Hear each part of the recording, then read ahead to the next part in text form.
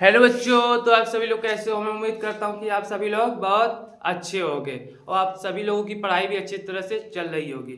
ठीक, आज हम ऐसे टॉपिक को देखने जा रहे हैं जो बहुत इंपॉर्टेंट टॉपिक, क्यों? क्योंकि पहला चैप्टर की पहली टॉपिक है। ठीक है, इससे क्या क्वेश्चन हर साल पूछते रहते हैं और इस साल भी इस साल भी क्वेश्चन भाव क्या होगा, पूछा जाएगा। ठीक है, तो आप लोग इस पर ज़्यादा से ज़्यादा ध्यान देंगे ताकि ये टॉपिक आपको समझ में आ जाए और पेपर में आए तो आप इससे कर सके और अच्छा से अच्छा नंबर पा सके। ठीक, आज की हमारी टॉपिक है गुलाम का नियम। ठीक, गुलाम का नियम। एक गुलाम का नियम है क्या? हमने जैसे दो स्थिर बिंदु ले लिया।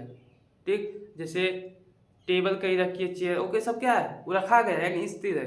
तो हमने भी दो बिंदु ले लिया, मान लिया ए है और क्या है, बी।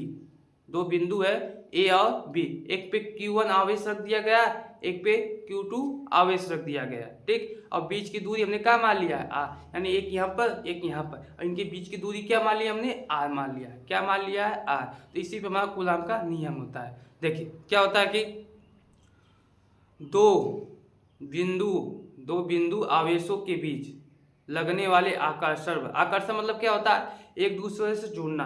प्रतिकर्षण मतलब क्या होता है, एक दूसरे से अलग होना।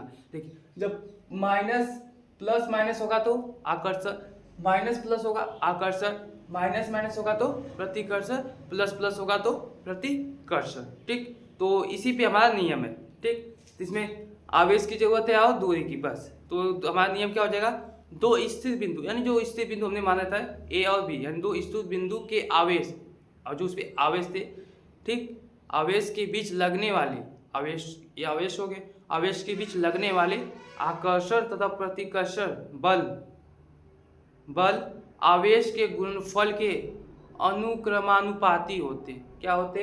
अनुक्रमानुपाती होते हैं तथा इनके बीच के दूरी के व्युत्क्रमानुपाती होते। क्या होते? व्युत्क्रमानुपाती होते। ये आपका नियम है। ठीक, देखिए F equal Q1 into Q2, ये क्या हो गया, अनुक्रमानुपाती। इसको हम समीकरण 1 ले लें बाबू। फिर F व्युत्क्रमानुपाती 1/r²। ठीक, ये नियम आप फार्मूला देख के भी बता सकते। देखिए क्या, बल के अनुक्रमानुपाती है कौन, Q1 और Q2, यानी और ये क्या, आवेश का गुणनफल। और फिर क्या है, F के व्युत्क्रमानुपाती है दूरी का वर्ग, यानी वर्ग, दूरी एक है, दूरी है ना r, वर्ग। ठीक, हमने इसको समीकरण 1 ले लिया और इसको समीकरण 2। ठीक, हमने समीकरण 1 इसको ले लिया, इसको 2। अब देखिए इसका डेरिवेशन कैसे करेंगे। ठीक, समीकरण 1 और 2 से हमने ले लिया, समीकरण 1 और 2 से, तब हमने लिख लिया F प्रोपोर्शनल, यानी प्रोपोर्शनल चिन्ह है। फिर Q1 इंटू Q2 बटा r², यानी ये क्या है, Q1 Q2 यहाँ पर आ जाएगा। ठीक, फिर बटा, ये बटे में r² है तो बटा में क्या आ जाएगा, r²। इतना आ गया। फिर देखिए यह बराबर हो जाएगा k Q1 इंटू Q2 बटा r²। क्यों? क्योंकि जब भी हम अनुक्रमानुपाती में, जब भी हम प्रोपोर्शनल हटाते हैं, किसका चिन्ह है, प्रोपोर्शनल का, हम जब भी प्रोपोर्शनल हटाते हैं तो हम एक नियतांक लेते हैं। हमने यहाँ पर नियतांक के ले लिया, यहाँ पर नियतांक क्या आ गया, के आ गया। प्रोपोर्शनल हट गया तो क्या आ गया, के। और देखिए अब के बराबर क्या होता है, 1/4 पाई एप्सिलॉन नॉट।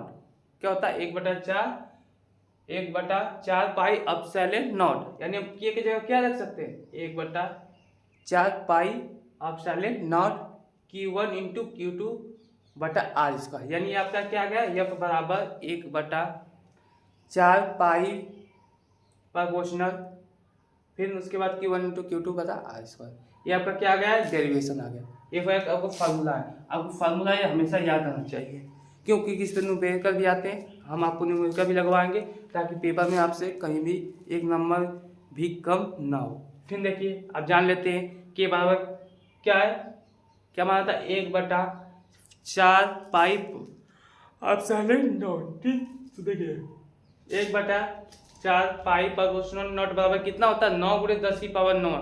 यानी कोई पूछ दे या बहुविकल्प में आता भी है तो 1/4 पाई एप्सिलॉन नॉट का मान कितना होता है, तो क्या बताएंगे, 9 × 10⁻9 न्यूटन मीटर स्क्वायर पर coulomb square. Newton metre square प्रति या बटा है, यानी पर कूलाम स्क्वायर। आपको फॉर्म ए यूनिट के साथ साथ आपको मात्रक भी याद रहना चाहिए, ठीक, पेपर में बहुत जरूरी है।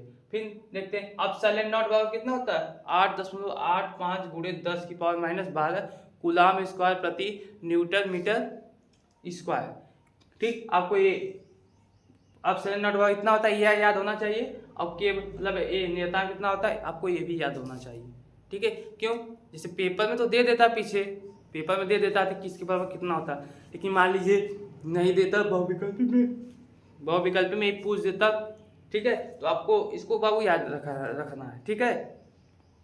आज हमने एक बहुत छोटी टॉपिक थी और बहुत इंपॉर्टेंट टॉपिक थी, जिसे आज हमने क्या कर लिया, कंप्लीट कर लिया, ठीक। यदि आपको इसमें किसी प्रकार का डाउट है तो आप हमसे पूछ सकते हैं, ठीक है। हम आपको आप कमेंट करके पूछ सकते हैं, हम आपको उसको बता देंगे, ठीक। बाबू आज के लिए इतना ही, बाकी अगले दिन अगली टॉपिक इंपॉर्टेंट टॉपिक लेके आएंगे, ठीक। यदि आप नए हैं तो चैनल को सब्सक्राइब कर लें, ठीक, ताकि क्या हो सके आप बोर्ड में अच्छे से अच्छे नाम ला सके। हम टॉपिक नई नई जो इम्पोर्टेंट टॉपिक है उसको लाते रहेंगे, आप उसको देख सकेंगे ताकि आप अच्छे से अच्छे नंबर ला सकें, ठीक है।